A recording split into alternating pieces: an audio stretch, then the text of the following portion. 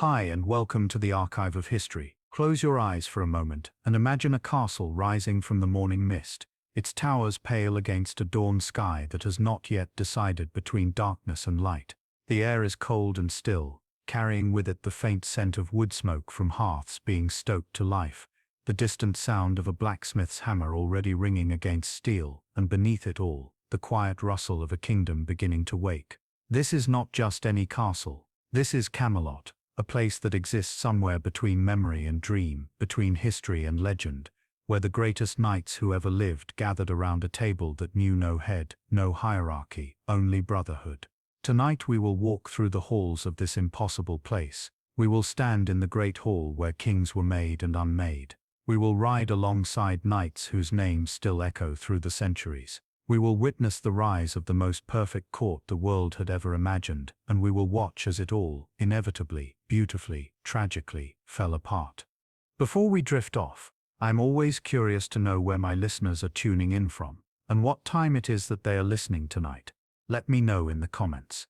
This is a story that has been told for over 1,000 years, reshaped by poets and priests, by warriors and dreamers, by those who needed to believe that once, just once, there was a kingdom where justice ruled, where might served right, and where a king loved his people more than his crown. Whether Arthur was real or myth matters less than what he became, a beacon in the darkness, a promise that even in our worst moments, greatness is possible. So settle in now, let the noise of the modern world fade away, and let us travel back to an age of legends, to a time when Britain stood on the edge of darkness, and one man pulled a sword from stone and changed everything. Let us journey to Camelot. The story of Camelot cannot begin with glory. It must begin with ruin. To understand why Arthur mattered, you must first understand the Britain he inherited, a land that was coming apart at the seams, where the old order had collapsed and nothing had yet risen to take its place. For 400 years, Britain had been part of the Roman Empire, a distant but valuable province protected by the legions, connected by stone roads, governed by Roman law. The island had known peace, or at least the Roman version of it, enforced by soldiers and maintained by administrators who kept the barbarians at bay beyond the great walls in the north. But empires, no matter how mighty, do not last forever. In the early 5th century, Rome itself was crumbling under the weight of its own decline and the pressure of barbarian invasions from every direction. The legions that had garrisoned Britain for generations were recalled, pulled back to defend the heart of the empire, leaving the province to fend for itself. When the last Roman soldiers marched away from Britain's shores, they took with them more than just their military might. They took the entire structure of civilization, without the legions to enforce order, without the administrators to collect taxes and settle disputes, without the network of trade and communication that had connected Britain to the wider world, the province began to fracture. The great Roman cities, places like Londinium and Eboracum, did not fall overnight. They emptied slowly, their populations drifting away as trade routes collapsed and the money that had sustained them dried up. The magnificent villas in the countryside, with their heated floors and painted walls, were abandoned as their owners fled or died, their estates reverting to wilderness. Into this power vacuum came new threats from across the narrow sea. The Angles, the Saxons, the Jutes, Germanic peoples from the cold shores of what is now northern Germany and Denmark began to arrive in Britain. At first they came as raiders, their long boats appearing suddenly on the eastern coasts, striking at defenseless settlements before vanishing back across the waves. But soon they came as settlers, entire families and clans seeking new land, pushing inland, establishing their own kingdoms in territories that had once been Roman. The native Britons, the Romano-British people who had lived under Roman rule for so long, tried to resist. Local warlords and petty kings raised what forces they could, but they were divided among themselves, fighting over the scraps of the Roman province as often as they fought the Saxon invaders. The great stone roads still existed, but they were no longer safe. The villas and towns were ruins, the rule of law had given way to the rule of the sword. This was the world into which Arthur would emerge. A world that desperately needed a hero, a unifier, someone who could push back the darkness and restore order to chaos.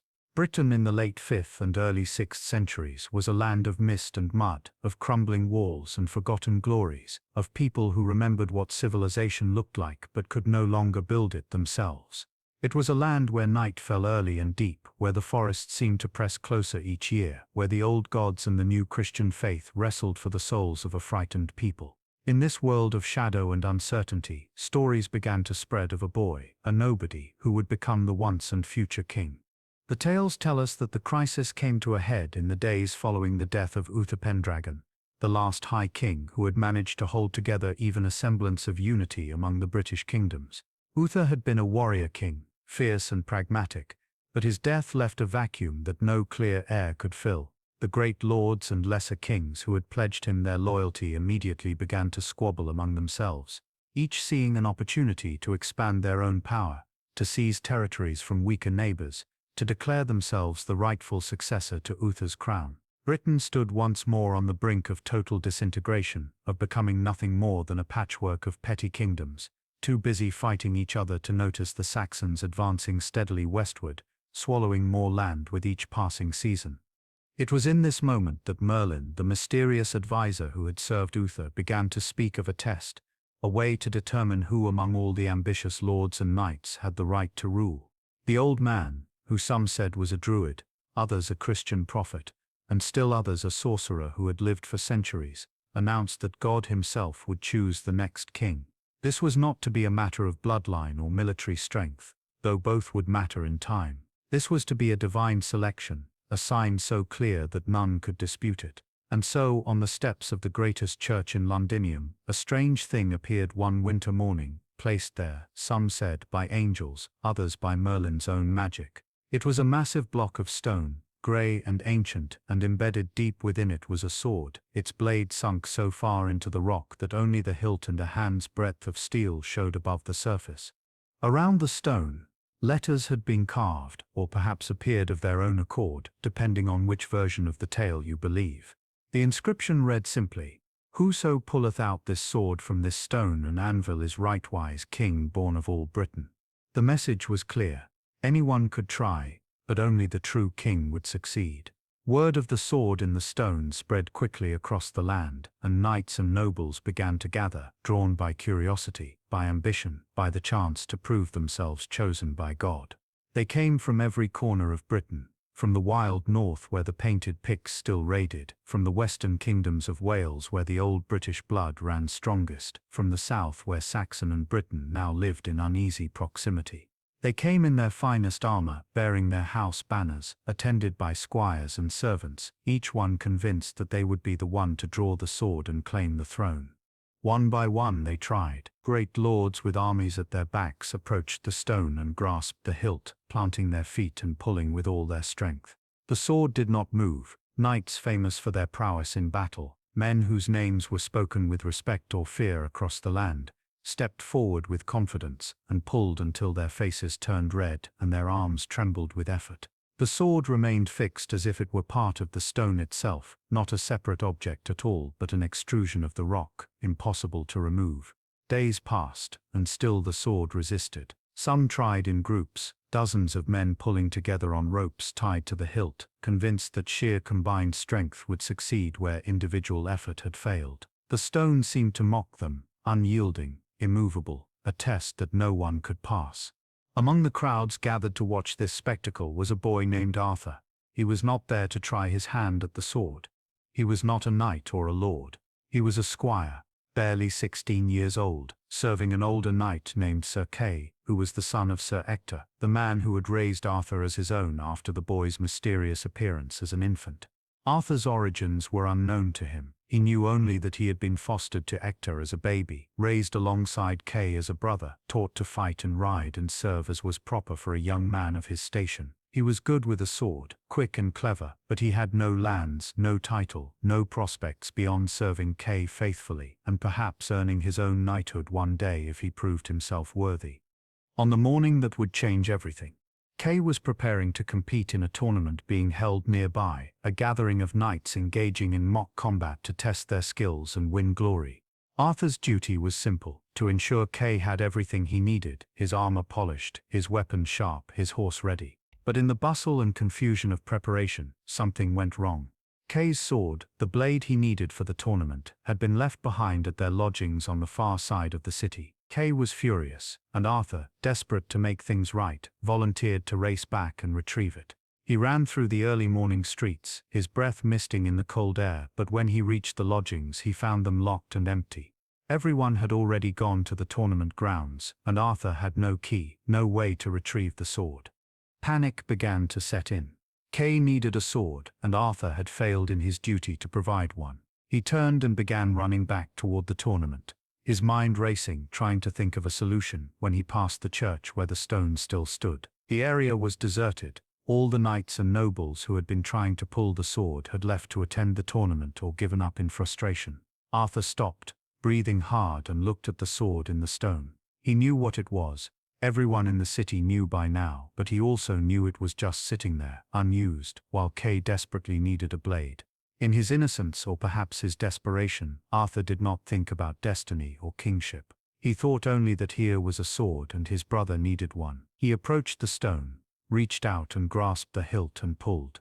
The sword came free as easily, as if it had been resting in a sheath of butter rather than solid stone. There was no resistance, no grinding of metal against rock, no magical flash of light or chorus of angels, at least not in that moment. The sword simply slid out, smooth and perfect, its blade gleaming in the weak winter sun, and Arthur stood there holding it, confused by how easy it had been, wondering distantly why everyone else had struggled so much. He did not pause to consider what it meant. He turned and ran back to the tournament grounds, the sword gripped in his hand, arriving breathless and relieved to present it to Kay. His foster brother took the weapon, grateful at first, but then stopped, his face going pale as he recognized what he was holding. This was not just any sword. This was the sword, the one from the stone, the one that marked the true king of Britain. Kay's first instinct, being human and ambitious, was to claim he had drawn it himself, to present it to his father and claim the throne. But Hector was a wise and honest man, and he questioned his son closely. Kay, under his father's stern gaze, admitted the truth. Arthur had brought him the sword. Hector turned to the boy he had raised, and in a quiet voice asked Arthur where he had gotten the blade. Arthur, still not understanding the significance, explained simply that he had pulled it from the stone by the church, because Kay needed a sword, and he could not retrieve the proper one. Hector's face changed then, a mixture of shock and something like sorrow, and he did something that stunned both boys. He knelt before Arthur, there in the mud of the tournament grounds, and bade Kay to kneel as well.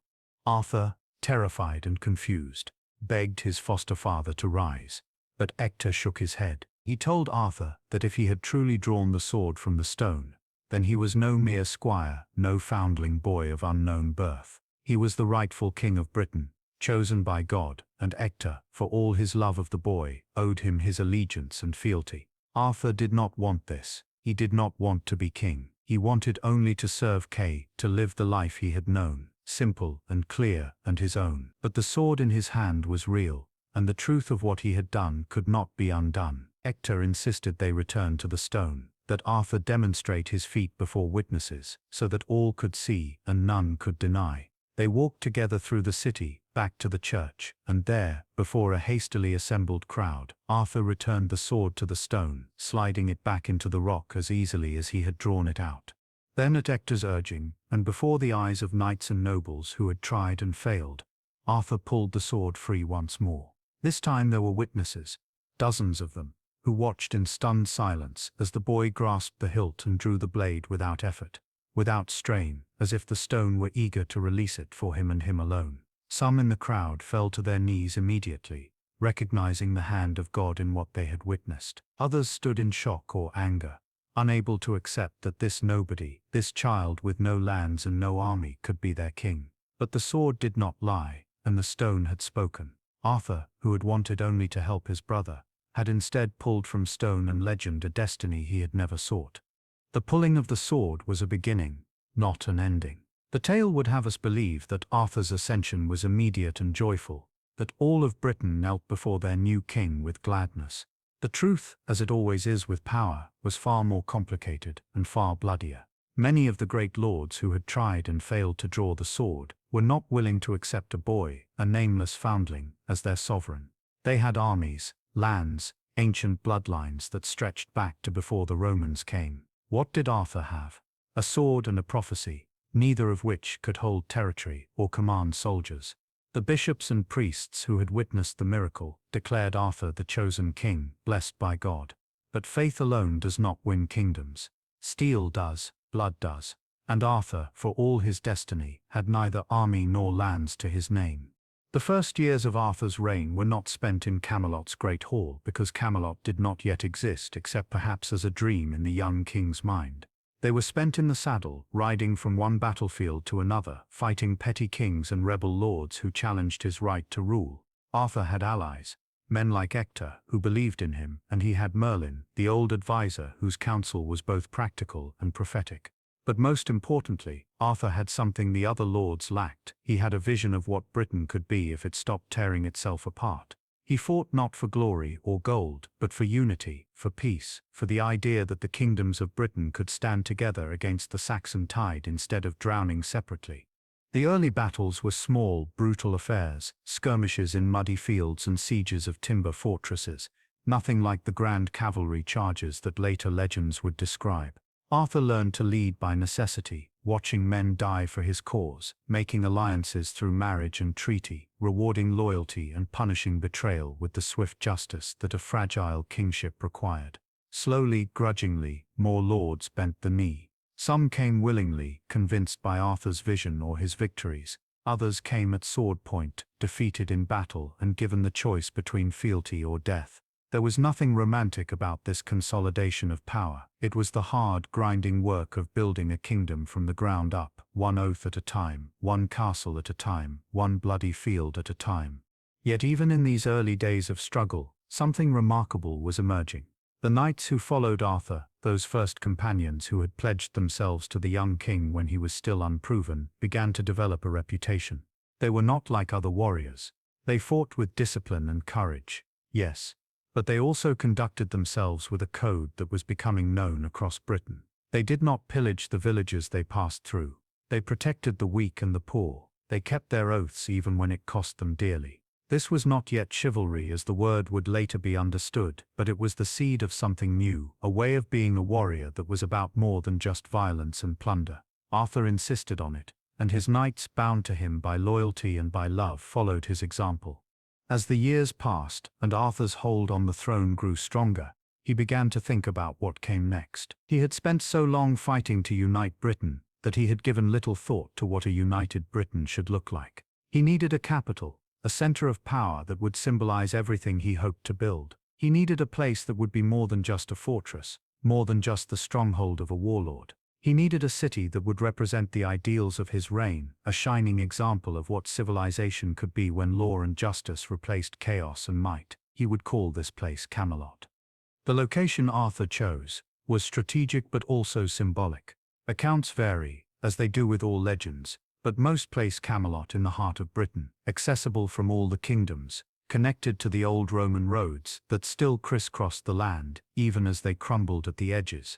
Some say it was built on the site of an ancient hill fort, using the natural defenses of the land and building upon them. Others claim it rose from nothing, a new city for a new age, constructed by the finest craftsmen Arthur could gather from across Britain and beyond. What matters is not where it was or how long it took to build, but what it became in the minds and hearts of those who heard of it. Camelot was designed to be a marvel, the greatest castle Britain had seen since the Romans left. Its walls were high and strong, built not of timber like the fortresses of petty lords, but of stone, quarried from the hills and fitted together with skill that rivaled the old Roman builders. The main keep rose from the center of the complex, a massive square tower that could be seen from miles away, its battlements flying Arthur's banner, a red dragon on a white field, visible to all who approached as a promise of protection or a warning of strength. Around the keep, the castle sprawled outward in a series of courtyards and buildings, barracks for the knights, stables for their horses, workshops for blacksmiths and armorers, kitchens vast enough to feed hundreds, storerooms filled with grain and salted meat against the possibility of siege. But the true heart of Camelot was its great hall, a structure that existed as much in legend as in timber and stone. This was where Arthur held court, where he met with his knights, where justice was dispensed and oaths were sworn and feasts were held that lasted deep into the night. The hall was enormous, its roof supported by thick oak beams blackened with age and smoke from the great central hearth that burned day and night. The walls were hung with tapestries depicting the deeds of heroes, both ancient and modern, and with shields bearing the devices of the knights who served the king. Light filtered in through high windows, casting long beams of sun through the perpetual haze of smoke and dust that hung in the air, giving the space an ethereal quality, as if it existed slightly outside the normal world. When you stepped into that hall, your senses would be overwhelmed. The smell of wood smoke mixed with the scent of roasting meat from the kitchens, the sharp tang of spilled ale, the sweet smell of rushes strewn on the floor, changed regularly but never quite fresh. The sound was a constant low hum of conversation, punctuated by laughter, and the occasional raised voice, the clatter of dishes and cups, the bark of dogs fighting over scraps beneath the tables, the whisper of servants moving through the space with the practiced invisibility of those who serve the great. The walls themselves seemed to absorb the warmth and noise of the gathered company, to hold the memory of every feast and council that had taken place within them, creating an atmosphere of weight and history even when the hall stood empty and silent. It was in this hall that the round table was placed, and this, more than any sword or crown, became the symbol of Arthur's reign. The table was said to be a gift, either from Merlin or from Guinevere's father, depending on who tells the story, but its significance was entirely Arthur's creation. It was round, deliberately so, massive, and made of dark oak, polished until it gleamed in the firelight. Around its circumference were seats for 150 knights, though some versions of the tale say fewer, others say more. The exact number matters less than the principle. The table was round so that there could be no head, no position of preeminence. When the knights sat at the round table, they sat as equals, from the greatest champion to the youngest knight newly sworn. The king sat among them, not above them, a revolutionary idea in an age when every hall in Britain had a high table where the lord sat elevated above his followers, looking down on them from his position of privilege and power. The round table was Arthur's answer to the pride and ambition that had torn Britain apart before his reign. It was a statement that the knights who served him were not vassals or servants, but brothers in arms, companions bound by oath and honor rather than fear and obligation. Each seat at the table was marked with the name of the knight who occupied it, written in gold leaf on the backrest, a permanent record of their place in the fellowship. Some seats were always filled, occupied by knights who had proven themselves time and again in Arthur's service. Other seats sat empty, waiting for knights worthy enough to earn their place at the table, and one seat, the most famous of all, remained perpetually empty, covered with a cloth and forbidden to all. This was the Siege Perilous, the perilous seat, reserved, it was said, for the one knight pure enough to achieve the greatest quest of all, the finding of the Holy Grail. Anyone else who sat in that seat would die instantly, struck down by divine judgment for their presumption. The knights of the Round Table were not born into their position. They earned it through deed and character. They came from all backgrounds and all corners of Britain. Some were the sons of great lords, trained from childhood in arms and courtly behavior. Others were common-born, men who had proven themselves in battle or through acts of courage and mercy that brought them to Arthur's attention. What united them was their oath, a vow to uphold the law, to protect the innocent, to fight for justice, to be merciful to those who asked for mercy and ruthless to those who preyed on the weak. They swore to be truthful in their words and faithful in their hearts, to honor women and keep their promises, to serve their king not out of fear but out of love and respect for what he represented.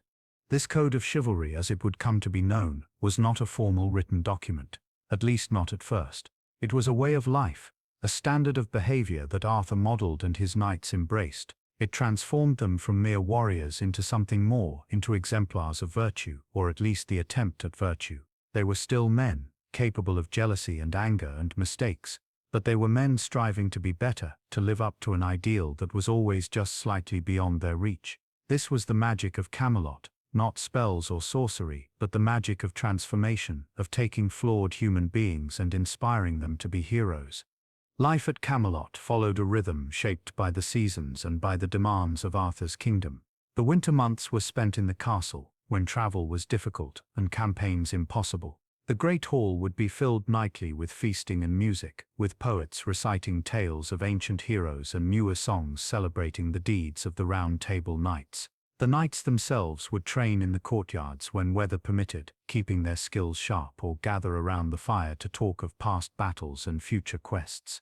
These were the times when the fellowship was strongest, when the bonds between the knights deepened from shared experience and shared purpose. Arthur would preside over it all, sometimes stern and kingly, other times laughing and trading jests with his companions, a man who carried the weight of a crown but never let it crush the humanity beneath.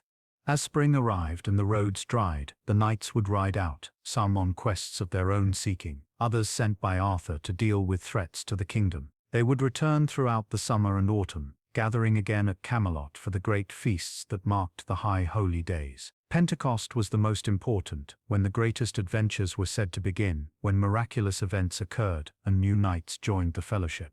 The arrival of a knight from a long quest was cause for celebration, as they would take their seat at the round table and recount their adventures to their brothers, adding new stories to the ever-growing legend of Camelot. The hall would fall silent when a knight stood to speak, all eyes on him, and his words would be remembered and repeated, passed on through the generations until they became indistinguishable from myth.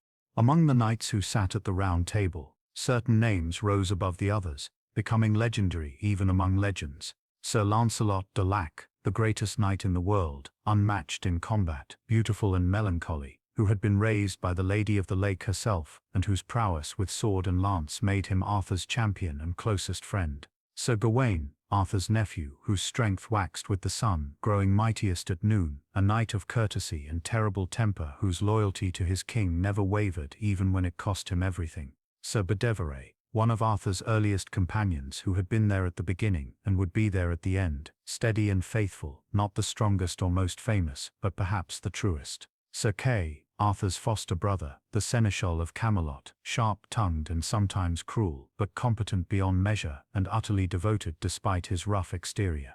There were others, dozens of others, each with their own stories and quests and moments of glory. Sir Bors, pious and steadfast, whose faith never wavered. Sir Percival, innocent and pure of heart, who would play a crucial role in the greatest quest of all. Sir Gareth, who came to Camelot disguised as a kitchen boy and proved his worth through deeds rather than lineage. Sir Tristan, the tragic lover whose tale of doomed romance rivaled even that of Lancelot. Each knight brought something unique to the fellowship, and together they made Camelot more than just a castle or a court.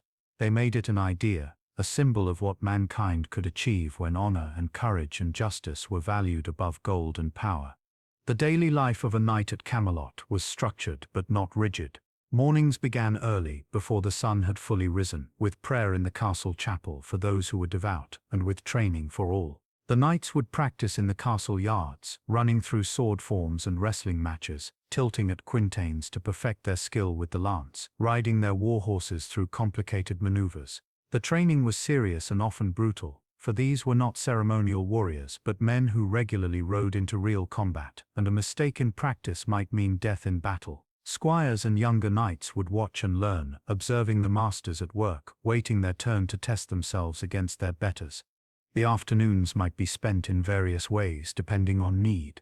Councils were held when there were matters of state to discuss, rebellions to put down, disputes between lords to settle. Arthur would preside, listening to advice from his senior knights and from Merlin when the old wizard was present, making decisions that would affect the lives of thousands. Knights not needed for counsel might hunt in the forests that surrounded Camelot, chasing deer and boar not just for sport but to provision the castle's kitchens.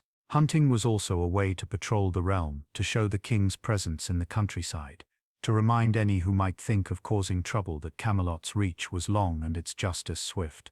Evenings belonged to the great hall. As the sun set and torches were lit along the walls, the knights would gather for the evening meal. This was not the quiet, solitary eating of monks or hermits, but a raucous, joyful affair. Long trestle tables would be set up running the length of the hall, laden with roasted meats, fresh bread, cheese, fruits when in season, and barrel after barrel of ale and mead and wine. The knights would sit together, the boundaries between high and low, famous and unknown, temporarily dissolved in the warmth of food and fellowship. Serving women moved through the crowd, refilling cups and clearing trenchers, while dogs circled beneath the tables, snatching scraps and bones thrown down by generous hands. The noise was tremendous. Hundreds of voices raised in conversation and laughter, telling jokes and boasts and lies, recounting old battles, planning new quests. Sometimes fights would break out, fueled by ale and old grudges, and the combatants would be separated and thrown into the cold to cool their tempers before being allowed back in. More often, though, the mood was light, almost family-like.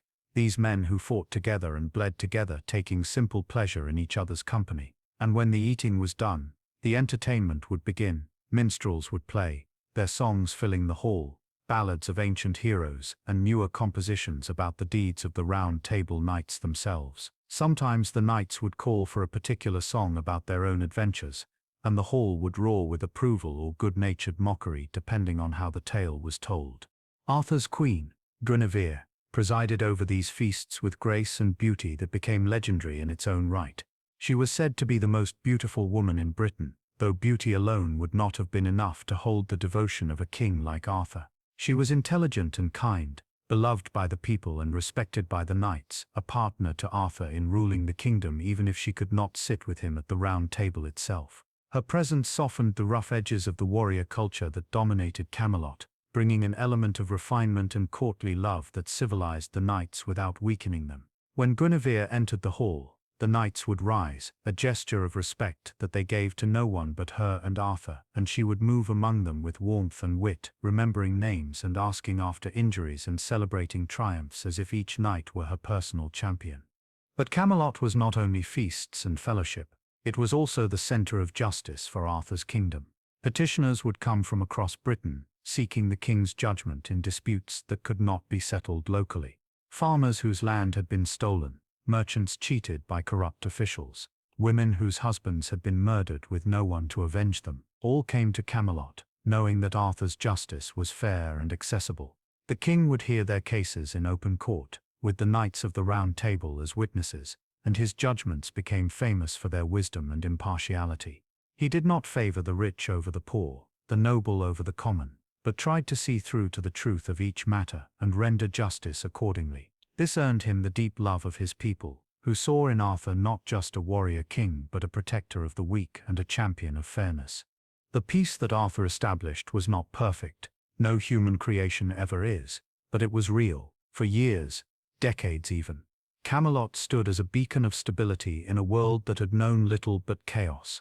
The Saxon advance was halted, pushed back, contained. The British kingdoms, united under Arthur's leadership, were strong enough to defend themselves and prosperous enough to build and trade rather than simply survive. Roads were repaired, markets flourished, churches and monasteries were founded, preserving learning and literacy even in remote corners of the kingdom. It was not heaven on earth, but it was closer than Britain had come in living memory, and the people knew it and thanked God and their king for it in equal measure. Yet even in this golden age, there were shadows, harbingers of the darkness that would eventually consume everything Arthur had built. One such shadow appeared in the form of a vision, a quest that would test the fellowship of the Round Table more severely than any battle. It began on Pentecost, during the feast that marked the high point of the Christian year, when all the knights were gathered at Camelot. The great hall was full, the Round Table surrounded by the flower of British knighthood, when something miraculous occurred. The air grew suddenly cold, and a strange ethereal light filled the hall, seeming to come from everywhere and nowhere at once. The knights fell silent, frozen in wonder and fear, as a vision appeared above the Round Table, floating in the smoky air.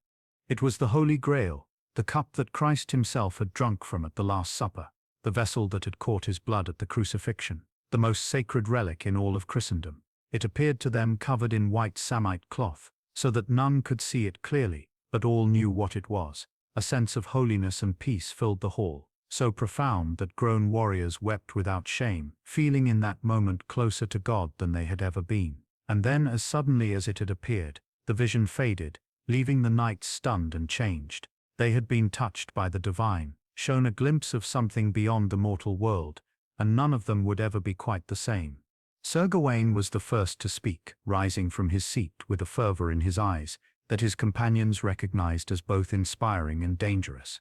He declared that he would quest for the Grail, that he would not rest until he had found the sacred cup and looked upon it with his own eyes. Around the table, other knights stood, one after another, making the same vow, caught up in the spiritual passion of the moment. They would search the world, brave any danger, endure any hardship to find the Grail and bring it back to Camelot. Within moments, nearly every knight at the Round Table had pledged himself to the quest, and the hall rang with their fervent declarations. Only Arthur did not rejoice. The king sat silent at his place at the Round Table, his face drawn and sad, while around him his knights made their vows. When the excitement finally died down, and the knights looked to their king for his blessing, Arthur stood slowly, and those closest to him saw that there were tears in his eyes. He told them that while he honored their devotion and their faith, he grieved for what this quest would cost them. The fellowship of the Round Table, he said, would never again be complete. Many of the knights who rode out in search of the Grail would not return, lost to the dangers of the road or to the spiritual challenges of the quest itself. Camelot would be diminished, its strength scattered across the world, and Arthur feared, though he did not say it aloud, that the kingdom would not survive the loss. But the knights were beyond listening to such warnings, their hearts aflame with holy purpose. They prepared to ride out, each going his own way, for the quest for the Grail was a solitary journey that each man had to undertake alone. Within days, Camelot was emptied of its greatest champions. Lancelot rode north, Gawain went west, Percival and Bors and Galahad, the youngest and purest of all the knights, scattered in different directions. The great hall echoed with emptiness, the Round Table dotted with empty seats where proud knights had sat just days before. Arthur remained, ruling his kingdom with those few knights who stayed behind, waiting for news of the quest and fearing the worst. The quest for the Holy Grail would last for years, and the stories of what the knights encountered during that time are strange and mystical, full of visions and temptations and tests of faith that had little to do with physical courage. Many knights wandered lost in forests that seemed to have no end, chasing visions that led them in circles, confronting their own sins and failings in allegorical forms that left them shaken and changed. Some abandoned the quest, broken by what they discovered about themselves, and returned to Camelot with their spirits wounded in ways that no battlefield injury could match. Others were never heard from again, disappearing into the wilderness or dying alone in remote places, their bones lying undiscovered in forgotten glades. Of all the knights who set out, only 3 were deemed pure enough to achieve the quest, to actually reach the Grail and look upon it unveiled. Sir Galahad, son of Lancelot, who had been born specifically for this purpose, whose whole life had been a preparation for this moment. Sir Percival, the fool made wise, whose innocence protected him from the temptations that ensnared his more worldly brothers. And Sir Bors, the only one of the 3 who would return to tell the tale. They found the Grail in a mystical castle that existed somehow between the mortal world and the divine, and there they were permitted to look upon it, to drink from it, and in that moment, to experience a union with God that no words could adequately describe. Galahad, having achieved perfection, was taken up to heaven, his mortal body no longer needed. Percival chose to remain as a hermit, guarding the Grail, abandoning the world for a life of contemplation. Only Bors returned to Camelot, bearing news of the quest's success but also its terrible cost. The Round Table had lost its greatest knight in Galahad, one of its truest in Percival, and dozens of other knights who had died or disappeared in the searching. The fellowship was shattered, and while Arthur welcomed Bors back with joy, both men knew that something fundamental had broken. The quest for the Grail, for all its spiritual glory, had doomed Camelot by robbing it of the men who had made it great. The weakening of the Round Table fellowship might have been healed with time, as new knights rose to fill the empty seats and the memory of the quest faded into legend.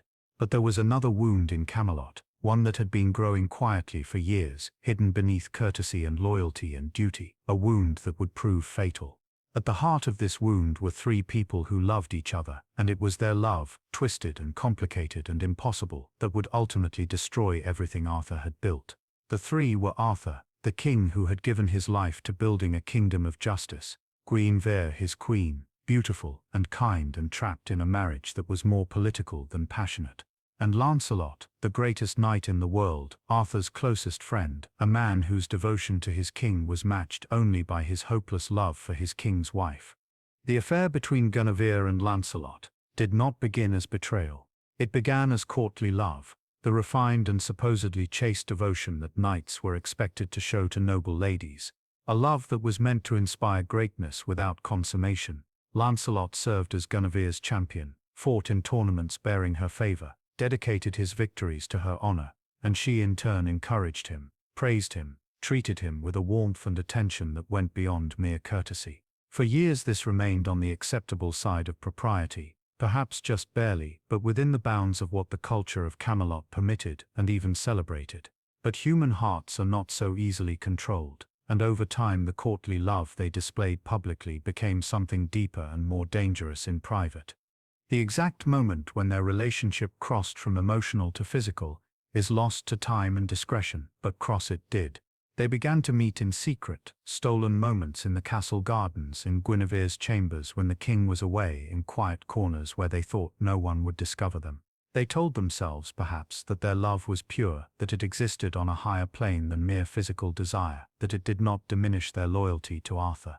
They were wrong. Their affair was a betrayal of the deepest kind, of the trust and love that Arthur had placed in both of them, and on some level they both knew it. The guilt tormented Lancelot especially, tearing him between his devotion to his king and his passion for the queen, but he was too weak to end it, and she loved him too much to let him go.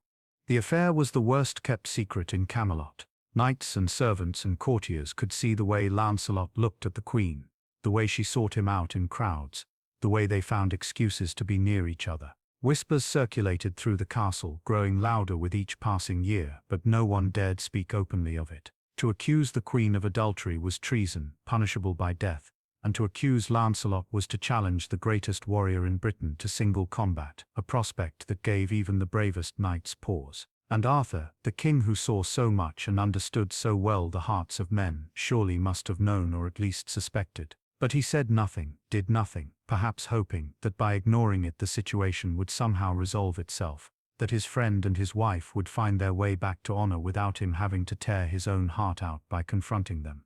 This fragile balance might have held if not for the presence of others at court who had their own reasons to want Camelot destroyed. Chief among these was Sir Mordred, Arthur's son, though the king had only recently learned of his existence and acknowledged him. Mordred's origin was Arthur's great shame, a moment of weakness and error from his youth that had returned to haunt him. On the night of Arthur's coronation, confused and overwhelmed, the young king had unknowingly lain with his half-sister Morgause, not knowing their blood relation. From this incestuous union, Mordred was born, and though Arthur had not raised him, and had not known of his existence for years, the taint of that sin hung over them both. Mordred had been brought to Camelot as a young man, and made a knight of the Round Table, though he had not earned his seat through great deeds like the others. He sat there by right of blood, Arthur's acknowledged son, and he resented every moment of it. He resented Arthur for abandoning him, for being the glorious king, while Mordred was the shameful secret. He resented the other knights for their easy fellowship and genuine bonds when he felt himself always an outsider. Most of all, he resented that Arthur had never named him heir, that the king seemed to prefer having no clear successor rather than placing the crown on Mordred's head. This resentment curdled into hatred, and Mordred began to plot not just to inherit the kingdom, but to tear it down and rule over its ruins. Mordred saw the affair between Guinevere and Lancelot as his opportunity. He began to work carefully, subtly, gathering evidence, suborning witnesses, building a case that could not be ignored. He allied himself with Sir Agravain and other knights who, for their own reasons of jealousy or moral outrage, wanted to see Lancelot brought down. Together they plotted their move, waiting for the right moment to strike. That moment came when Arthur was away from Camelot on a royal progress through his kingdom, leaving Guinevere behind. Mordred and his allies staged their trap, arranging for Lancelot to be discovered in Guinevere's chambers, catching them together in circumstances that left no room for innocent explanation. The confrontation was violent. Lancelot, cornered and desperate, fought his way out of the Queen's chambers, killing several knights including Agravain in the process. He fled Camelot, taking refuge with his own family and allies, while behind him the castle erupted into chaos. Guinevere was arrested and imprisoned, charged with adultery and treason, crimes for which the only punishment under British law was death by burning. Mordred and his supporters presented the evidence to Arthur upon his return, forcing the king to see what he had tried so hard to ignore. The affair could no longer be denied or explained away. Arthur's wife and best friend had betrayed him, and the law demanded justice. Arthur was faced with an impossible choice. As a king, he had to uphold the law, to punish treason and adultery regardless of who committed them. To do otherwise would be to admit that the law applied only to common folk, that the powerful could do as they pleased, destroying the very foundation of justice that he had worked so hard to establish.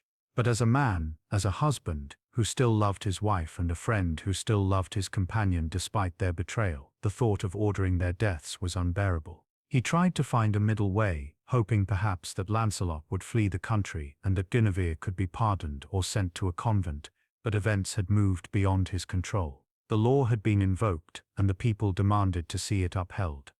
Guinevere was sentenced to burn. The execution was set for dawn in the courtyard of Camelot, and Arthur, sickened and powerless, withdrew to his chambers, unable to watch but unable to stop it. The queen was led out in the grey morning light, bound to a stake atop a pyre of wood and kindling, while the people of Camelot gathered to watch.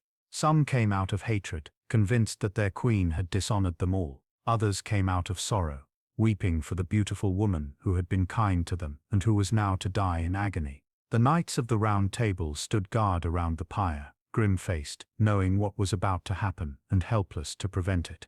The executioner stepped forward with his torch, ready to light the flames when disaster struck in the form of salvation.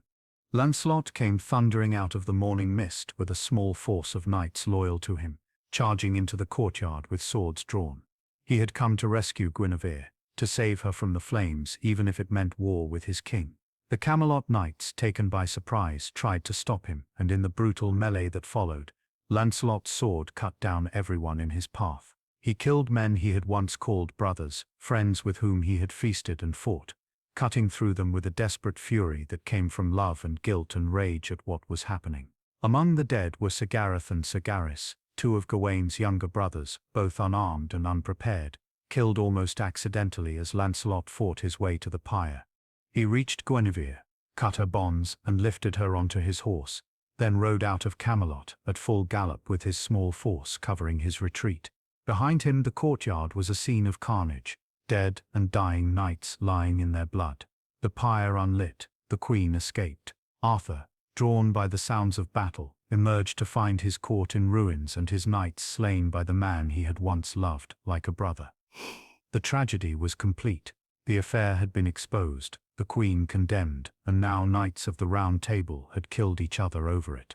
The fellowship was shattered beyond any hope of repair. Sir Gawain, returning from patrol to find his brothers dead, killed by Lancelot in the rescue of an adulterous queen, was consumed by grief that instantly transformed into an implacable hatred. He went to Arthur and demanded justice, demanded war, demanded that the king raise his armies and march against Lancelot wherever he had taken refuge. Gawain, who had been loyal and true, who had served Arthur faithfully for decades, would not be denied. His grief and rage gave him a moral authority that even the king could not resist. Arthur, heartbroken and hollow, agreed. He would make war on Lancelot, not because he wanted to, but because the laws of blood and justice demanded it, and because his most loyal knight demanded it, and because there was nothing else left to do. The great civil war that would destroy Camelot had begun. Lancelot had fled with Guinevere to his own lands in France, to the fortress of Joyous Gard, where he was lord and master. Arthur, with Sir Gawain at his side burning with the need for vengeance, gathered what remained of the Round Table knights and raised the armies of Britain. They sailed across the narrow sea to lay siege to Lancelot's stronghold, a war that no one had wanted and that benefited no one, a senseless slaughter born from betrayal and pride and love gone wrong. The siege lasted months, with neither side able to gain a decisive advantage. Lancelot was too strong and too skilled to be defeated easily, but he was also torn by guilt and reluctance to kill more of his former brothers. He tried repeatedly to negotiate, to make peace, to end the bloodshed, but Gawain refused every offer, demanding single combat, demanding Lancelot's death as the only acceptable price for his brothers' lives. Finally, after months of stalemate, the two greatest knights of the age met in single combat before the walls of Joyous Gard.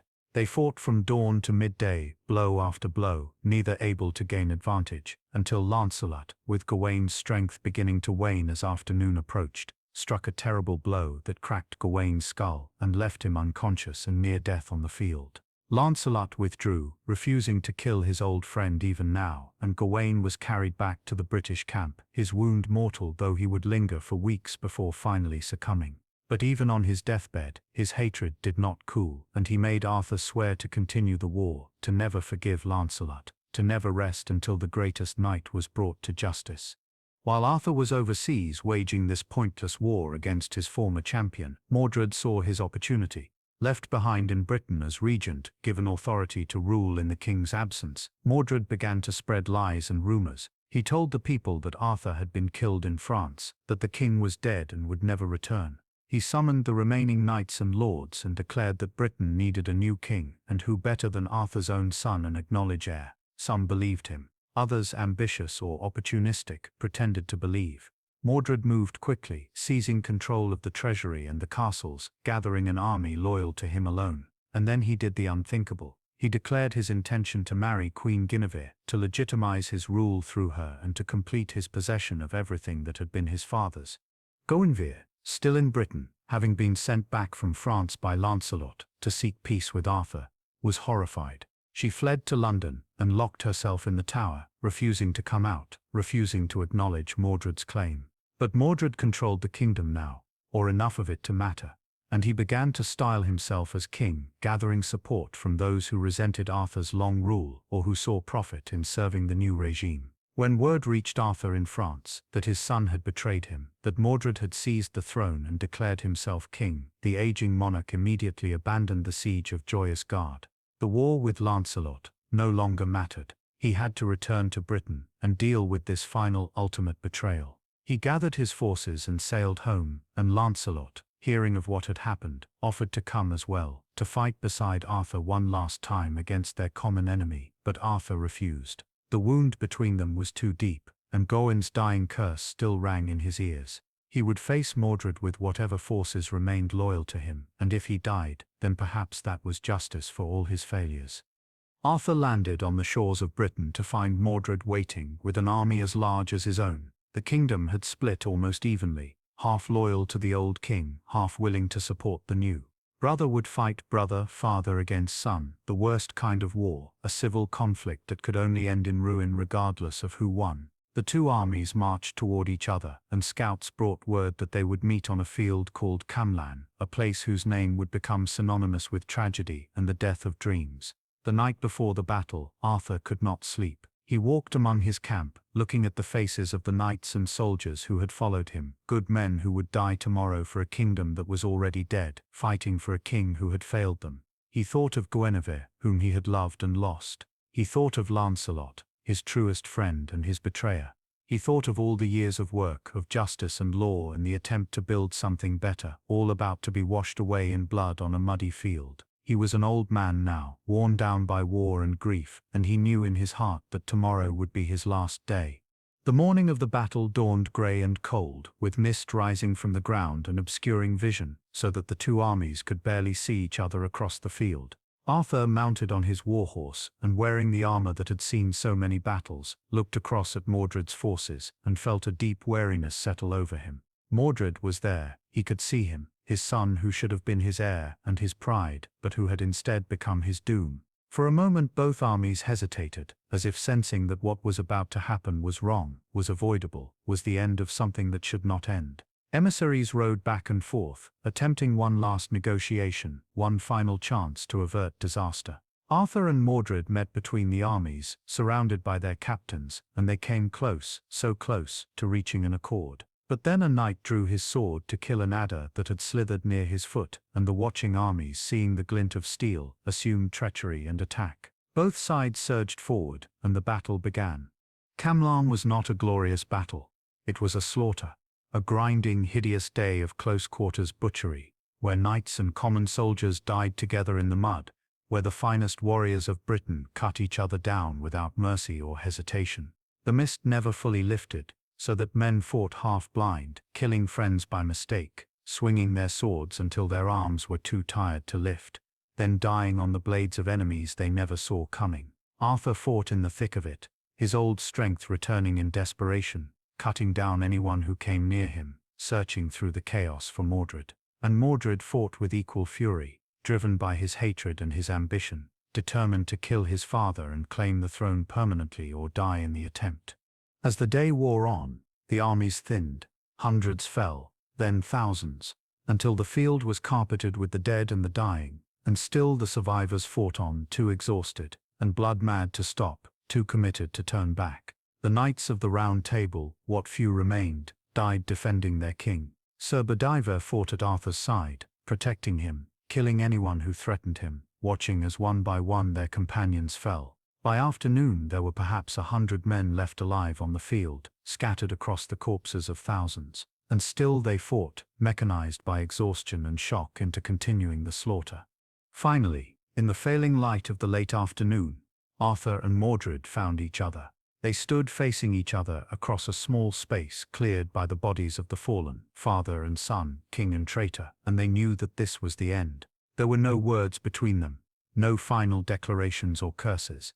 They simply raised their weapons and came together. They fought with the strength of desperation, both knowing that only one of them would walk away. Mordred was younger and perhaps faster, but Arthur had fought for decades and had survived countless battles through skill and determination that went beyond mere physical prowess.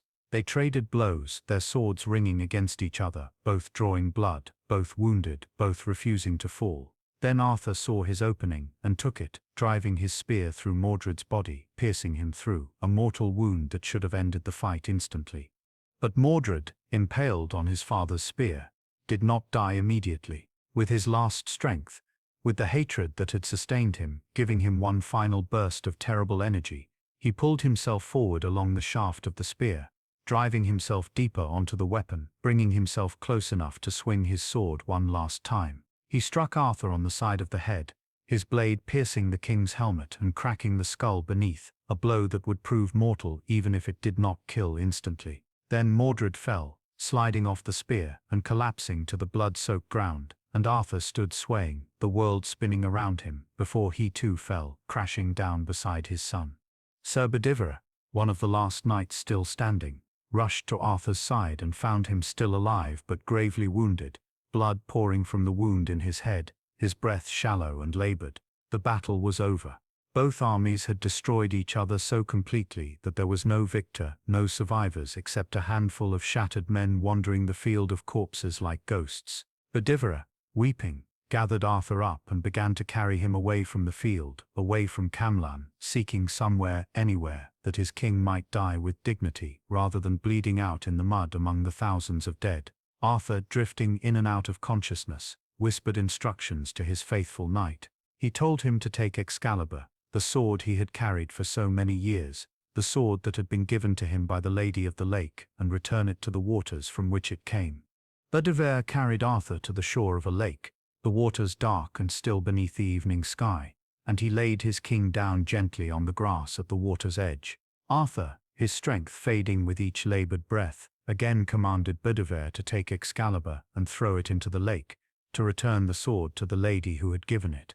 Bedivere took the sword, its blade still stained with blood from the battle, and walked to the water's edge. But when he raised it to throw, he hesitated. This was Excalibur, the legendary sword, a weapon of such beauty and power that it seemed wrong to consign it to the depths. Surely it would be better to keep it, to preserve it as a symbol of Arthur's reign, as a relic for future generations. He lowered the sword and hid it among the reeds, then returned to Arthur and reported that he had done as commanded. Arthur, even at death's door, was not fooled. He asked Bedivere what he had seen when he threw the sword, and Bedivere, caught in his lie, could only stammer that he had seen nothing, just the sword sinking into the water. Arthur knew then that Bedivere had failed to obey, and with what little strength remained, he rebuked his knight and commanded him again to throw the sword into the lake, and this time to do it truly. Bedivere, ashamed, retrieved Excalibur from its hiding place and walked back to the water. Again he raised the sword to throw, and again the beauty of the weapon stopped him. It was too precious, too perfect, a masterwork that should not be lost. He hid the sword once more and returned to Arthur, lying again, saying that he had thrown it and seen nothing. Arthur, weaker now but still conscious, asked again what Bedivere had witnessed, and again the knight's description was vague and false, and again Arthur knew he had been disobeyed. The dying king found his voice one last time and told Bedevere that he was failing him in this final moment, that after all their years together, after all the battles and the brotherhood, Bedevere would not do this one last simple thing. He commanded his knight a third time, and this time his voice carried a weight that could not be ignored, a king's final order to his last living friend. Bedevere, overcome with shame and sorrow, took Excalibur and walked to the lake, and this time, without hesitation, he drew back his arm and hurled the sword far out over the dark water. As the blade spun through the air, something miraculous occurred. A hand rose from the surface of the lake, a woman's hand clad in white samite, and it caught Excalibur by the hilt in midair. The hand held the sword aloft for a moment, brandishing it 3 times so that the dying light caught the blade and made it flash like lightning, then drew it down beneath the water and vanished, leaving only ripples spreading across the still surface. Bedivere stood transfixed, knowing he had witnessed something beyond the mortal world, the Lady of the Lake reclaiming her gift now that Arthur no longer needed it. He turned and ran back to the king, eager to tell him of the wonder he had seen, but when he reached Arthur, he found his king barely conscious, his life slipping away with each shallow breath. Bedivere gathered Arthur in his arms once more, and carried him away from the lake shore, following some instinct or perhaps some final whispered instruction from the king. He walked through the gathering darkness until he came to a small inlet where the water was calm and protected, and there he found a sight that filled him with both wonder and grief. A boat was waiting, seemingly having appeared from nowhere, a small vessel draped in black cloth, floating silently at the water's edge. In the boat were 3 women, their faces hidden by dark veils, their presence radiating a quiet power that made Bedivere understand he was witnessing something ancient and otherworldly. These were the 3 queens, though which queens they were and from where they came, the legends never fully agree. Some say they were Morgan Le Fay, Arthur's half-sister and a sorceress of great power, and 2 other enchantresses who had known Arthur in his youth. Others say they were manifestations of the Lady of the Lake herself, taking 3 forms. What matters is that they were there waiting for Arthur, as if they had always known when and where he would come. Bedivere carried Arthur to the boat and laid him gently in the arms of the waiting women. They received him without words, cradling the dying king with a tenderness that spoke of ancient bonds and old debts. Arthur, barely conscious, opened his eyes one last time and looked at Bedivere, his faithful knight, the last companion of his long and tragic reign. No words passed between them. What could be said that had not already been lived? Bedivere stepped back from the boat, and without any visible means of propulsion, it began to move, gliding away from the shore, carrying Arthur away from the world of mortal men. Bedivere watched it fade into the darkness and the mist that had risen over the water, watched until he could no longer distinguish the boat from the night, and then he stood alone on the empty shore and wept. Where the boat took Arthur, the legends tell us it was to Avalon, the Blessed Isle, a place that exists beyond the normal bounds of geography, somewhere between the mortal world and the realm of fairy, a place of healing and rest. There, the stories say, Arthur did not die but sleeps, tended by the queens, his wounds held in a state of suspension, neither healed nor fatal, waiting for what? Waiting for Britain's greatest need, for the moment when the land is in such peril that only the once and future king can save it. Then the prophecy promises, Arthur will wake and return, riding forth with his knights restored, to save Britain one final time. It is a beautiful story, the kind that grieving people tell themselves when they cannot bear the finality of death, when they need to believe that the hero is not truly gone but only resting, that all the sacrifice and suffering had meaning beyond the immediate tragedy. But whether Arthur died in that boat on the way to Avalon, or whether he lingers there still in some twilight state between life and death, or whether Avalon itself was only a metaphor for the gentle death that comes after great pain, the result for Britain was the same. The king was gone, Camelot was empty, the round table was broken, its knights dead or scattered.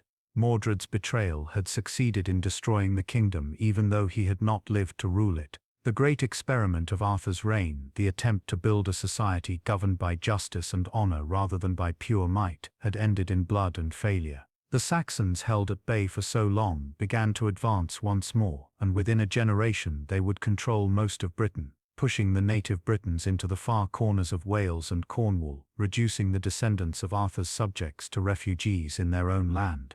The great hall of Camelot fell silent. Some accounts say it was abandoned, its stones slowly reclaimed by weather and vegetation, the Round Table left to rot in the empty space where once the greatest knights in the world had gathered. Other versions tell that it was destroyed, burned by enemies, or torn down by those who could not bear the reminder of what had been lost. Guinevere, who had survived the war, retired to a convent, spending her remaining years in prayer and penance, seeking forgiveness for her role in the tragedy. Lancelot, learning of Arthur's death and the destruction of everything he had loved, also took religious vows, becoming a hermit, dedicating his final years to contemplation and grief. When Guinevere died, Lancelot carried her body to Camelot and buried her beside Arthur's empty tomb, and then he returned to his hermitage and died soon after, it was said, of a broken heart. The survivors of Camelot scattered to the winds. Some went back to their lands and tried to build new lives in the fractured kingdoms that emerged from Arthur's fall. Others took ship and sailed to Brittany in France, bringing the stories and songs of Arthur with them, planting the seeds of legend in new soil. And some simply vanished into the wilderness, unable to live in a world without Camelot, without the fellowship and purpose that had defined their lives. With their passing, the historical Arthur, if such a person ever truly existed, faded into myth. The real events, whatever they might have been, were smoothed and shaped by successive generations of storytellers, each adding their own embellishments, their own interpretations, their own wishes for what Arthur and Camelot should represent. The speed with which the story transformed from history to legend is remarkable. Within a few generations of Arthur's presumed death, the events were already being disputed, confused with older Celtic myths and Roman histories. By the time the medieval chroniclers began writing down the tales in the 12th century, centuries after the supposed events, Arthur had become a figure larger than life, a perfect Christian king who probably never existed in quite that form, but who needed to exist in the imagination of a people who desperately wanted to believe in the possibility of a just ruler and a kingdom governed by righteousness. The troubadours and poets of medieval France added the courtly romance elements, the complex code of chivalry, the tragic love triangles, transforming what may have been a brutal warlord fighting for survival into the sophisticated monarch of a civilized court. And yet, for all the layers of myth and romance and invention that accumulated around the story, something essential remained true. At the core of every version of the Arthurian legend is the same basic tale: a leader who tried to build something better, who gathered the best people he could find and inspired them to be more than they thought possible, who created a fellowship based on mutual respect and shared ideals, and who saw it all destroyed by human weakness and betrayal. That core story resonates across centuries because it is fundamentally true to human experience. We all want to believe that greatness is possible, that justice can prevail, that we can build something beautiful and lasting. And we all know, deep down, that such things are fragile, that they can be destroyed by pride and jealousy and love gone wrong, that even the best intentions and the strongest oaths are ultimately vulnerable to human fallibility. The legend of Arthur offers us something precious, not a promise that we can avoid tragedy, but an affirmation that the attempt is worthwhile. Camelot fell, but for a time it stood, and in that time it was glorious. The Knights of the Round Table failed, but in their failure they remained noble, striving for something higher even as it slipped through their fingers. Arthur's dream of a just kingdom died with him, but the dream itself did not die. It was preserved in the songs and stories, passed down through generations, adapted and retold for new audiences in new times, each age finding in Arthur what it most needed to find, whether that was a Christian warrior king, a romantic tragic hero, or a symbol of British national identity. The search for the historical Arthur has consumed scholars for centuries, and the truth is that we will probably never know with certainty whether such a person existed. The earliest reliable written references to Arthur appear in Welsh chronicles and poems from the 9th and 10th centuries, hundreds of years after he supposedly lived. These sources mention a war leader named Arthur who fought against Saxon invaders in the late 5th or early 6th century, winning a series of battles that temporarily halted the Anglo-Saxon advance into Britain. The most famous of these battles was supposedly fought at a place called Mount Badon, where Arthur, according to the legends, personally killed 900 men in a single day, a feat that strains credulity but suggests the kind of decisive victory that would be remembered for generations. Some historians believe that Arthur was based on a real person, perhaps a Romano-British war leader, or a Celtic king who managed to unite the fractious British kingdoms long enough to fight off the invaders. Others argue that Arthur is a purely mythological figure, a conflation of several different historical people and older Celtic deities, shaped by cultural memory into a single heroic archetype. The evidence is sparse and contradictory, the kind of evidence that allows for multiple interpretations without definitively supporting any single one. There are archaeological sites in Britain that have been tentatively identified with Arthurian locations, from Tintagel in Cornwall, said to be the site of Arthur's conception, to Cadbury Castle in Somerset, which some believe was the original Camelot, but none of these identifications are certain or conclusive. What we can say with more confidence is that the Britain of the 5th and 6th centuries was indeed in chaos, that the Roman withdrawal did create a power vacuum and a period of conflict, and that someone or multiple someones did lead resistance against the Saxon invasions with enough success to be remembered in song and story. Whether that person was named Arthur, whether he pulled a sword from a stone or wielded one called Excalibur, whether he gathered knights around a round table or simply commanded the loyalty of warriors through charisma and tactical skill, these details are lost to time. What survived was the need for the story, the cultural hunger for a hero who represented order and justice in a time of chaos. And Arthur filled that need so perfectly that he transcended his possible historical origin to become something greater and more enduring than any mere mortal king could be. The locations associated with Arthur, whether historically accurate or not, have become pilgrimage sites for those who love the legend. In England, you can visit the ruins of Tintagel Castle, perched dramatically on the cliffs of Cornwall, where the wild Atlantic breaks against the rocks and the wind carries the salt spray up to the ancient stones. The castle that stands there now is largely medieval, built centuries after Arthur's time, but excavations have revealed evidence of a wealthy settlement from the correct period, a place of trade and power that might have been home to a great king. Standing among those ruins, looking out over the grey sea, it is easy to imagine the Dark Age Britain where Arthur might have lived, a land of mist and legend where history and myth blend together until they become indistinguishable. Or you can travel to Glastonbury in Somerset, where the ruins of the great abbey still stand, and where monks in 1191 claimed to have discovered the grave of Arthur and Guinevere, their bones buried deep beneath the church floor with a lead cross identifying them. Most historians believe this was a pious fraud, a medieval publicity stunt to attract pilgrims and donations to the abbey. But the association stuck, and Glastonbury has been linked with Avalon in popular imagination ever since.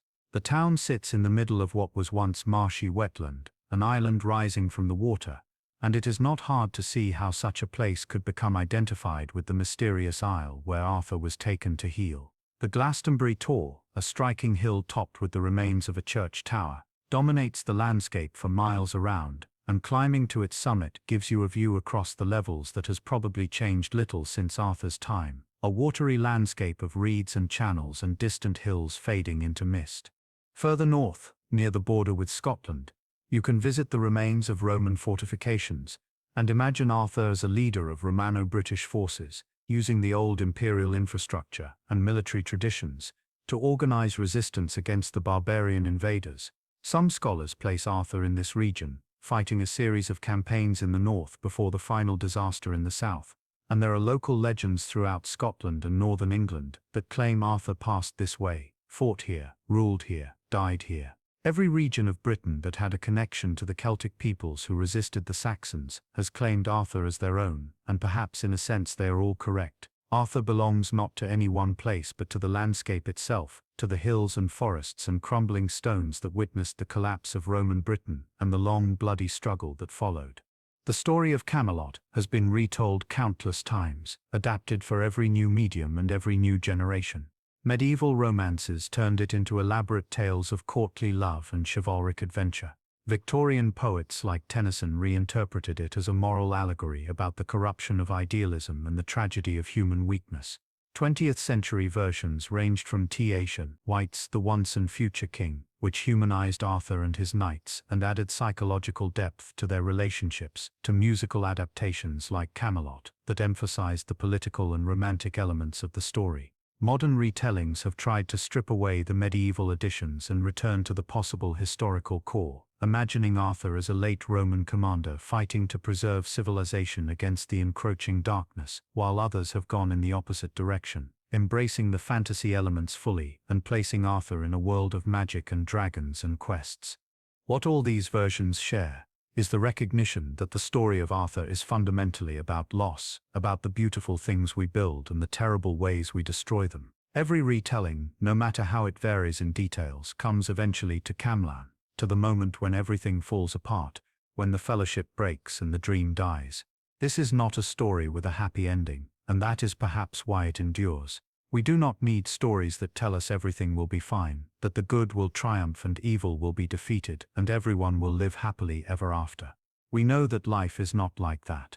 What we need are stories that acknowledge the tragedy and the loss, but insist that the attempt was still worthwhile, that Camelot was still worth building even though it fell, that the Knights of the Round Table were still heroes even though they failed, that Arthur was still a great king even though his kingdom died with him. The phrase once and future king captures this perfectly. Arthur was a king once in the past, whether historical or mythological, and he will be a king again in the future, when Britain needs him most. He exists in memory and in promise, in what was and what might yet be. This is the eternal quality of legend, that it is not bound by the historical moment of its supposed origin, but continues to live and adapt and speak to new audiences across time. The Arthur of the 6th century, if he existed, could not have imagined becoming the Arthur of medieval romance or Victorian poetry or modern fantasy novels, but the core of his story, the attempt to create justice and order in chaos, the struggle against overwhelming odds, the betrayal by those closest to him, these elements transcend their original context and become universal. Consider what Camelot represents in modern parlance.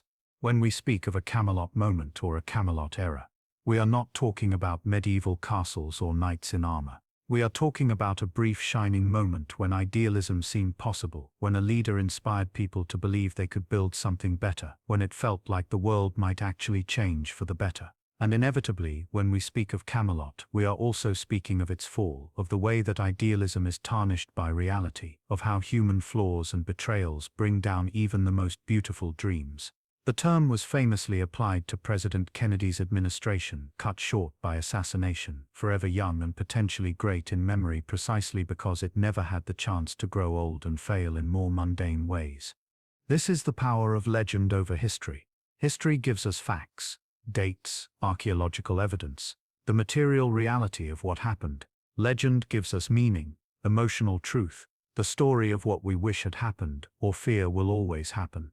Arthur's story is a legend because it tells us something true about human nature and human society, even if none of the specific events ever occurred as described. It tells us that we need heroes, that we yearn for justice and order, that we are capable of great nobility and great treachery, often at the same time. It tells us that love can be destructive, that loyalty has its limits, that even the best intentions can lead to tragedy. These are truths that resonate regardless of whether a man named Arthur ever actually existed. The Round Table, as a symbol, has probably had more lasting impact than any other element of the Arthurian legend. The idea of a fellowship of equals, bound by shared values and working toward common goals, has been invoked countless times throughout history. Modern organizations from the United Nations to corporate leadership teams have used the Round Table as a symbol of equality and collaboration. The idea that leadership can be shared, that hierarchy can be flattened at least in moments of deliberation and decision-making, that the best ideas might come from anywhere rather than just from the top. These are revolutionary concepts that the Arthurian legend helped to popularize and make imaginable. Whether or not Arthur actually had a round table in his hall, the symbol has taken on a life of its own, representing an ideal of governance and fellowship that continues to inspire. The code of chivalry that developed around the Arthurian legends also left a lasting mark on Western culture. While the historical reality of medieval warfare was usually brutal and pragmatic, with knights being armored aristocrats who fought primarily for profit and glory, the ideal of the knight as a noble warrior bound by honor and duty to protect the weak became a powerful cultural force. This ideal influenced actual medieval behavior to some extent, and more importantly, it became embedded in Western notions of proper masculine behavior, for better and worse. The idea that a true man should be strong but merciful, brave but humble, powerful but protective. These are Arthurian ideals, filtered through centuries of cultural evolution, still shaping modern expectations even among people who have never read a single Arthurian tale. The quest for the Holy Grail, as it appears in the Arthurian legends, gave Western culture one of its most enduring metaphors for the pursuit of something precious and unattainable.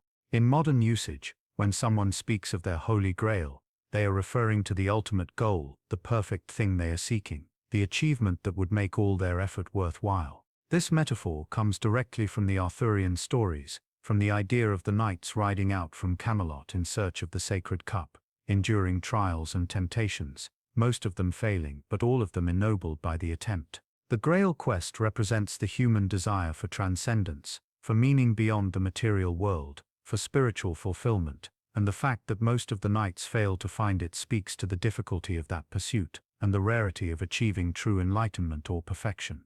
Even the tragedy of the Arthur Guinevere-Lancelot triangle has resonated through Western literature and culture.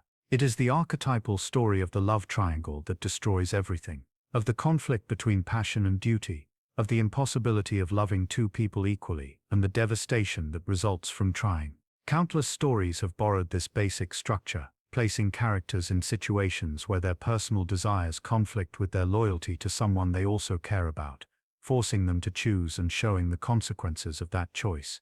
The specific details change, the setting and the characters and the outcome may vary, but the fundamental emotional truth of the situation, the pain of betrayal, the corrosive effect of guilt, the way that secrets and lies poison relationships, these remain constant. What then is the legacy of Camelot? It is not in ruins or relics. Though those have their own romantic appeal, it is not in historical facts that can be proven or disproven through archaeological investigation. The legacy of Camelot lives in the stories themselves, in their endless retelling and reinvention, in the way they continue to speak to fundamental human experiences and desires.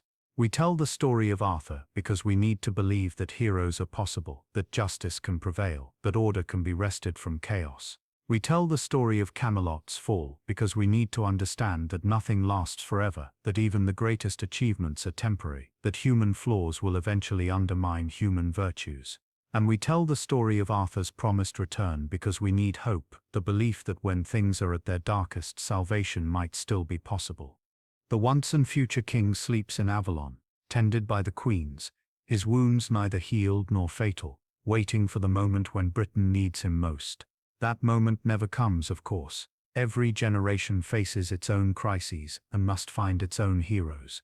Arthur remains forever in that twilight state, neither fully dead nor truly alive, existing in the realm of story and symbol where he can be whatever we need him to be. Perhaps that is the greatest magic of all, not the wizard's spells or the enchanted swords, but the alchemy that transforms history into legend, that takes a possible barbarian warlord fighting for survival in the ruins of Roman Britain and transforms him into the ideal king of a perfect realm, representing everything we hope humanity can achieve and everything we fear we will lose. In the end, the story of Camelot is our story. We are all trying to build something lasting in a world of chaos and change. We gather our own round tables, surround ourselves with companions we trust, create fellowships based on shared values and common purpose. We try to live by codes of honor and justice, to be better than our worst instincts, to protect those who cannot protect themselves, and we fail. As Arthur failed, betrayed sometimes by others, but more often by ourselves, by our own weaknesses and flaws and impossible desires. The kingdom we build, whatever form it takes, eventually falls. The fellowship breaks. The table shatters. And yet we tell the stories again, because in the telling, in the remembrance of what we tried to build, in the dream of what we might yet achieve, the kingdom lives. Camelot survives not as a place but as an ideal, forever lost and forever just beyond our reach, calling us to try once more to build something worthy of the dream. And so our story of Camelot comes to a close. The great hall falls silent one final time. The last torch gutters and goes out, and the castle fades back into legend. But before we part, walk with me once more through these halls of memory. See the round table, empty now but still magnificent in its simplicity, still carrying the names of the greatest knights who ever lived carved into its surface.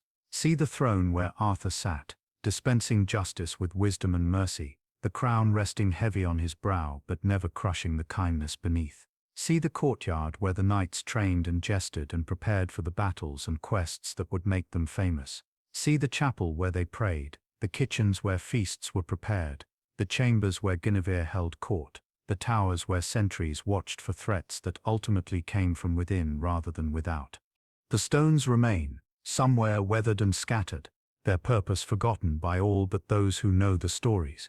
The land holds the memory, in the hills where battles were fought, in the lakes where swords were given and received, in the fields that once knew the thunder of hooves, as the knights of the Round Table rode out to protect the innocent and right wrongs. Britain is a palimpsest, layers of history written over each other, and somewhere in those layers, whether real or imagined, Camelot exists, waiting to be rediscovered by each new generation that needs to believe in the possibility of a better world. Thank you for joining me tonight on this journey through the Age of Legends. We have walked together through the rise and fall of the greatest kingdom that never was. We have ridden with knights whose courage was matched only by their flaws. We have witnessed love and betrayal, triumph and tragedy, the building of dreams and the price of their destruction. The story of Arthur and Camelot is endless, each telling slightly different, each age finding in it what it needs to find, and perhaps someday someone will tell the story again and find in it something new, something that speaks to their moment in history as powerfully as it has spoken to every moment before. Until then, the once and future king sleeps in Avalon, and Camelot remains forever in that golden twilight, lost but not forgotten, impossible but essential, a dream that we need even as we know it was only ever a dream. Rest well, and may your own dreams be filled with the clang of swords and the call of horns, with great halls and noble quests, with the fellowship of true companions and the promise that even in the darkest times, greatness is possible. Sleep now and dream of Camelot.